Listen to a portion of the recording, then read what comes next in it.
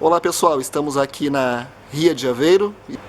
Estou aqui com o professor Marcos Gonçalves, um grande amigo que fiz aqui em Portugal, brasileiro, e nós tivemos uma ótima conversa ali num café. Gostaria que ele se apresentasse então um pouquinho, para depois vocês compreenderem e também sentirem motivados para ouvir nosso papo. Pessoal, muito boa noite. Estou aqui em Portugal, já há um ano, estou gostando muito, estou aprendendo muito. Para quem gosta de história, a Europa é sempre uma sala de aula, sempre uma experiência muito prazerosa. E ainda mais quando encontra um colega também que é de história, a gente começa a falar e o papo não acaba. Tem coisas muito interessantes para discutir. E está sendo muito interessante. Eu fui professor lá no Brasil e ainda quem é professor sempre vai ser professor, evidentemente, Também gosto de escrever e sempre gostei muito do campo cultural. E estou aprendendo muito, acho uma experiência muito interessante, fantástica.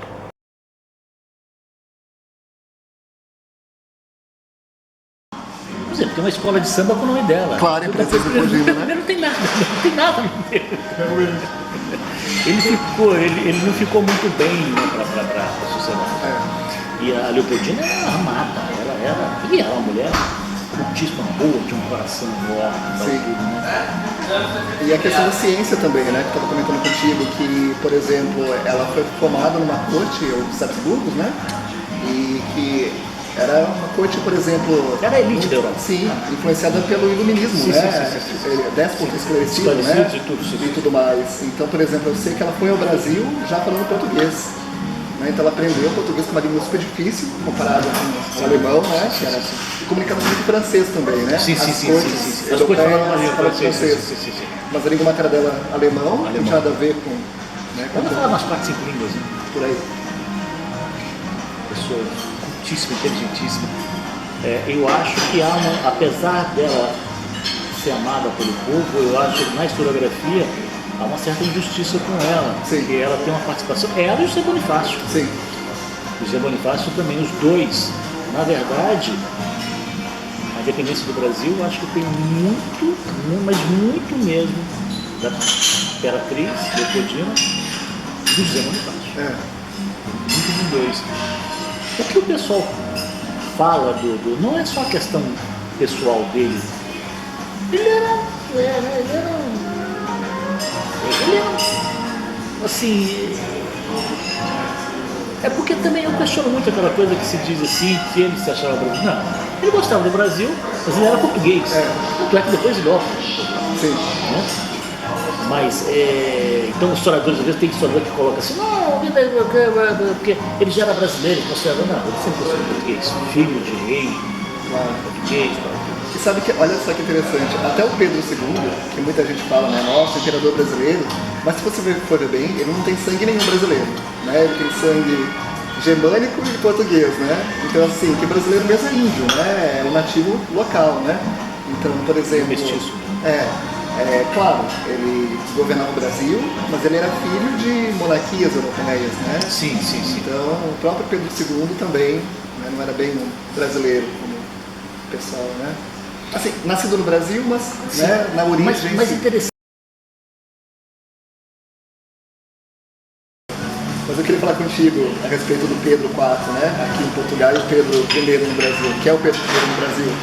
E eu vejo assim que a televisão brasileira, ao invés de prestar um serviço para a história, qual a sua visão? Mas para mim ele presta um serviço, Porque tirando, acho que você lembra, aquele filme que eu assisti quando era bem miúdo, aquele filme que o Tarcísio Meira fazia, o Pedro I, aquele lá ele era digno realmente. Ele era... É o único, eu acho. Todos os outros Pedros eram, aqueles A televisão tem uma imagem, Não, agora, sem dúvida nenhuma. Agora, o que aquela moça fez do filme Carlota Joaquina, aquilo é um crime. Aquilo é um crime. A própria Carlota, coitada, Não, pelo amor de Deus. E sabe o que eu penso? Inclusive, muita gente, muitos professores até eu já vi isso, eles tentam justificar que o Pedro, ele era esse mulherengo, porque a mãe dele, a Carlota, também era assim. Então eles tentam colocar uma questão genérica, coisa feia, E tudo por causa do filme, Porque há quem diga também que a Carlota, ela era uma mulher muito inteligente. Sim, não. Ela era explosiva, mas ela não era. Mas essa devassa, né? Então, agora ela também queria poder, né? Mas Claro, isso é uma claro. coisa que é inerente ao sistema, digamos, monárquico, né? Porque no sistema monárquico é muito pessoal a questão do poder. Né? É claro, nas monarquias já constitucionais, evidentemente que isso é né? Mas nas monarquias antigas, a questão do poder digamos assim, as intrigas da corte era uma disputa clássica de poder. Fazia parte do sistema, digamos assim. Né? Porque, como era muito pessoal, então as influências, as informações que você saberia. Quer dizer, a Carlota Joaquina fazia muito isso, né? Na verdade, né? eu acho o seguinte: se for para se fazer uma comparação desse tipo aí, eu acho que o irmão do Dom Pedro, o Dom Miguel, e a Carlota era mais autoritária. Ela era mais da monarca antiga. Sim. Ela era mais absolutista. Né? Ela era mais absolutista. E o Miguel também era. Exato, tanto é que ele queria né, conservar aqui, né? E o contrário, o Pedro, ele era já mais liberal. Sim. Já era mais liberal também. Né? Então eu acho que não, eu acho que o Pedro está mais ligado, o pai dele talvez, né? E o Miguel a mãe. Claro. Outra coisa que eu penso assim, que o Brasil não trata bem, e até hoje, né? As constituições. Que nem, por exemplo, a Constituição que o Pedro fez, né? Que inclusive ele é outorgada, né? Sim. Outorgada, ele né? Ele representou o Brasil. Isso, critica. Tinha um poder moderador. Exatamente. Então, quer dizer, que ele não era tão liberal assim, né? Mas tem gente que diz que ele era liberal. Mas é muito difícil de certa forma também, esse poder moderador, né? Para ele também não. Tem gente ele era um rapaz muito inteligente, eu acho, né? Mas tem gente que diz que ele defendeu aquilo pelas condições. Porque vamos supor assim, eu acho, já que a gente está falando em coisas, essas histórias mal contadas, né? Eu acho que um personagem que foi fundamental, não na independência apenas do Brasil, mas da América Latina em toda, foi Napoleão. Sim. Sem ele, a corte não teria vindo para cá. E na América Hispânica é o seguinte: o processo foi detonado porque o Napoleão colocou o irmão dele, tirou o rei e colocou o irmão dele em Madrid como rei. Né? E aí os caras falaram: a gente não vai obedecer os franceses. Então o processo de independência da América Hispânica, que tem uma influência tremenda no processo brasileiro, né? Porque já viram que também a coisa ia chegar lá, nas fronteiras, né? Se deu por conta do Napoleão. E na verdade também podemos lembrar que agora André, americana, né? Não, sim, mas aí a literatura traz, né?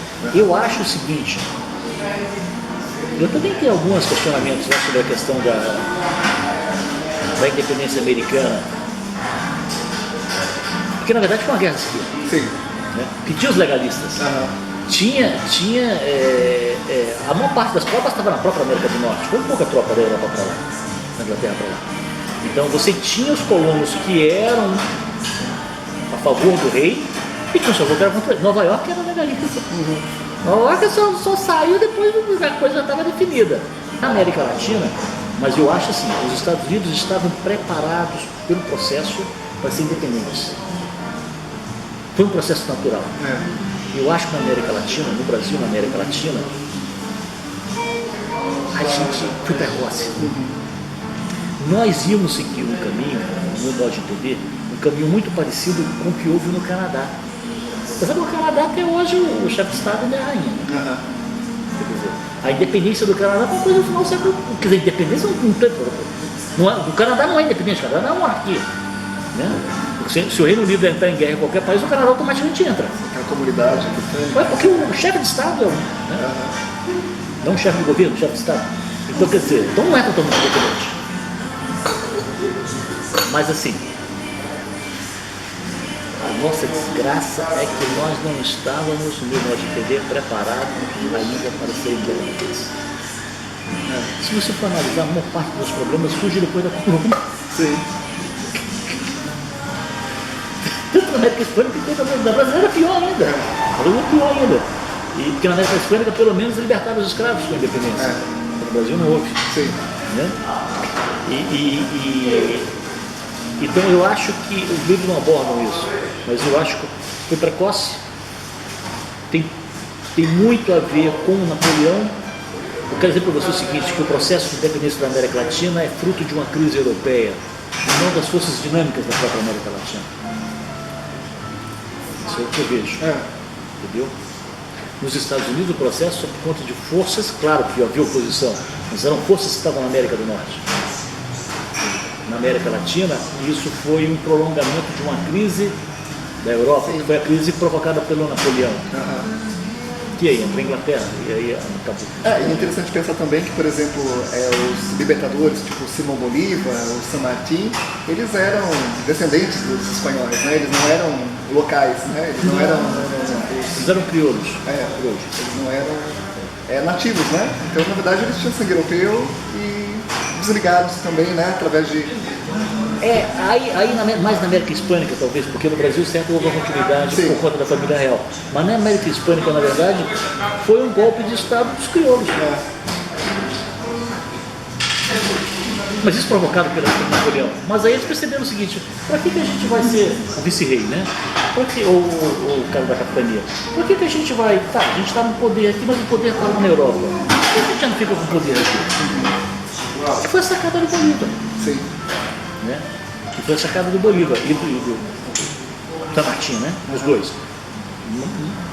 Então a gente vai ocupar algo, mas o fato da França ter invadido a Espanha foi fundamental. E tirou o rei. Você falou, mas o rei não, o rei a gente não tem mais o rei. O rei agora é um francês. É o José, né? O irmão do Napoleão. Então o que acontece? Então isso aí é que... Aí é claro que principalmente o Bolívar, mas o San Martín também, os dois são grandes, mas o Bolívar catalisou isso muito bem, né? O problema é que ele não poderia, claro, imaginar a continuação disso, né? Porque por ter sido uma coisa mais ou menos artificial. Por exemplo, aqui lá na América do Sul, eu estive em Córdoba, lá na Argentina. Cidade linda, né? Muito bonita. Tem um museu, aquele museu de Córdoba me abriu a mente assim, para um cara de coisa que eu não tinha visto em História da América, quando a gente estava dando os textos e tal, tudo. Porque, olha só, o problema que tem na Argentina entre Buenos Aires e as províncias. Buenos Aires é o porto, mas as províncias é que tinha agricultura e que tinha pecuária e tudo.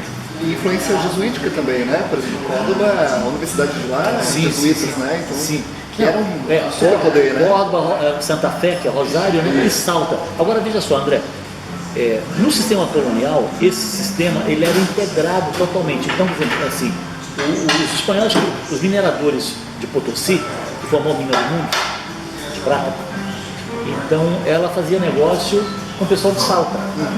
Açúcar vinha de Salta, a carne vinha de Córdoba ou de Santa Fé. Não pagava imposto de um lado para o outro, porque era tudo de Espanha. Né? Então, aí o que houve? Por que tem esse problema entre Buenos Aires e as províncias? Porque quando há independência, aí você tem aquele problema dos comerciantes, dos agricultores, né? Dos fazendeiros, hacienda. Então, Salta, que era riquíssimo, porque exportava tudo lá para a Bolívia, para as minas. Aí quando tem o país Bolívia, pagar imposto. Aí Salta quebrou. Aí os caras falaram, pô, mas quem ganhou foi Buenos Aires. Aí tem um problema entre os federados e os unitários, né? Que até hoje a palavra federação não se fala isso na Argentina, federação. Porque federação lá é quem quer ser. Por exemplo, o Paraguai era federado. O Paraguai era federado e deu certo. E o Uruguai também. Né? Os dois saíram da província do Rio da Prata. Então o que acontece? A independência, na verdade, virou um problema. Os Estados Unidos foi uma solução. Para a América Latina, muitas vezes foi um problema.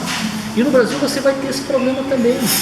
Porque esse problema lá no Sul, mas também no Nordeste,